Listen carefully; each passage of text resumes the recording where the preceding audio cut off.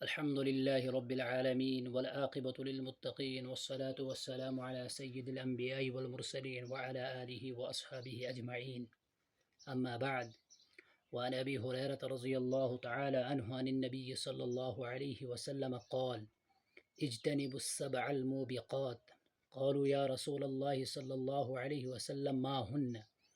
قال: الشرك بالله والسحر وقتل النفس التي حرم الله إلا بالحق وأكل الربا وأكل مال اليتيم والتولي يوم الزحف وقذف المحسنات المؤمنات الغافلات، أو كما قال عليه الصلاة والتسلیم.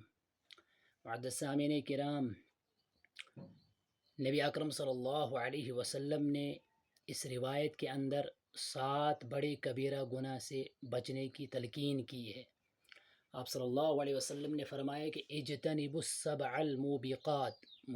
موبقات کا مطلب ہے ہلاک کر دینے والی 7 چیزیں۔ سب سے پہلی چیز آپ صلی اللہ علیہ وسلم نے فرمائی الشرک باللہ، اللہ کے ساتھ کسی کو شریک ٹھہرانا۔ چونکہ شرک کے بارے میں قرآن کریم میں اللہ رب العزت نے فرمایا ہے کہ شرک کے علاوہ انسان کوئی بھی گناہ کرے گا اور توبہ کرے تو میں اس کو معاف کروں گا، لیکن شرک کو کبھی بھی میں معاف نہیں کرتا۔ اللہ رب العزت نے فرمایا ان الشرک لظلم عظیم، شرک جو ہے یہ بہت بڑا ظلم ہے۔ دوسری چیز نبی اکرم صلی اللہ علیہ وسلم نے فرمائی والسحر، جادو کرنا۔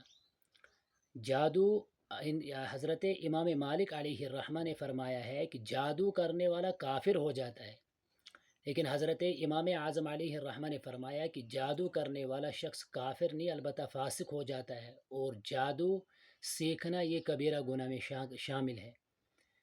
تیسری چیز آپ صلی اللہ علیہ وسلم نے فرمائی کہ وقتل النفس التي حرم اللہ الا بالحق، کہ کسی ایمان والے کو قتل کرنا، کسی نفس کو قتل کرنا 3 جگہوں کے علاوہ حرام ہے۔ قصاصاً کسی کو قتل کیا جائے، یا کوئی شادی شدہ ہو وہ کسی عورت کے ساتھ زنا کرے اس کو قتل کیا جائے۔ اس کے علاوہ تیسرا شخص ہے کہ جس کو قتل کیا جاتا ہے وہ ہے جس نے اسلام چھوڑا، ارتداد اختیار کیا، اس کو قتل کیا جائے گا۔ ان 3 کے علاوہ کسی کو ناحق اور ناجائز طریقے سے قتل کرنا یہ بھی کفر ہے۔ چوتھی چیز نبی اکرم صلی اللہ علیہ وسلم نے فرمائی وَأَكْلُ الرِّبَا، سود کھانا۔ سود کے بارے میں قرآن کریم نے فرمایا ہے کہ اللہ رب العزت سود کھانے والے شخص کے بارے میں فرماتے ہیں کہ وہ جو شخص سود کھاتا ہے گویا کہ وہ میرے ساتھ اعلان جنگ کرتا ہے، اور جو شخص اللہ کے ساتھ اعلان جنگ کرے تو اس کی بچنے کی کوئی صورت نہیں ہے۔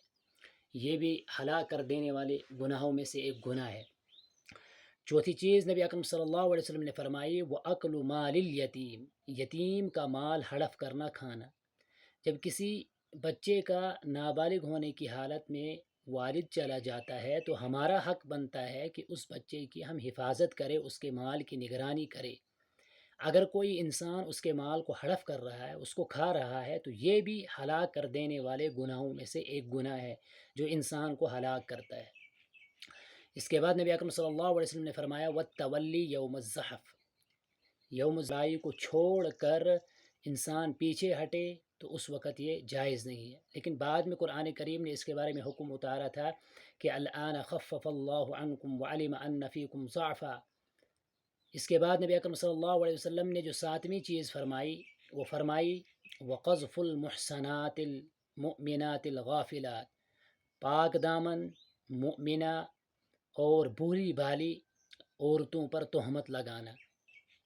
علماء کرام نے لکھا ہے کہ یہ جو مؤمنات کی قید لگائی ہے اس سے کافر عورت نکل جاتی ہے، اور اگر کسی نے ذمی پر تہمت لگائی تو اس کو حد جاری نہیں ہوگی۔ اس سے مراد ہے کہ وہ عورتیں محسن پاک دامن، جس کو اللہ نے پاک دامن بنایا ہو اور اس نے اپنی آبرو کی حفاظت کی ہو، اس سے مراد وہ عورت ہے۔ اور اس میں صرف ایمان والی عورت شامل ہے کہ اگر اس پر کوئی انسان تہمت لگائے گا تو اس کے سلسلے میں قرآن کریم کا حکم ہے کہ 4 گواہ لائے، اگر نہیں لا سکے گا تو اس پر حد جاری ہوگی۔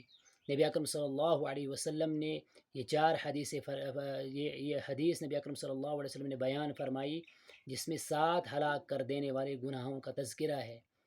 ہمارا فرض بنتا ہے کہ ہم ان گناہوں کو دیکھیں. اگر العیاذ باللہ ہم میں سے کوئی ان میں مبتلا ہے تو ہم اللہ کے حضور توبہ کریں اور ان گناہوں سے اللہ سے معافی مانگیں. انشاءاللہ العزیز اللہ رب العزت تو تیار ہوتے ہیں کہ بندہ کب توبہ کرے گا میں اس کی توبہ کو قبول کروں گا. اللہ رب العزت ان کاموں سے بچنے کی توفیق عطا فرمائے. آمین. وآخر الدعوانا الحمد للہ رب العالمین.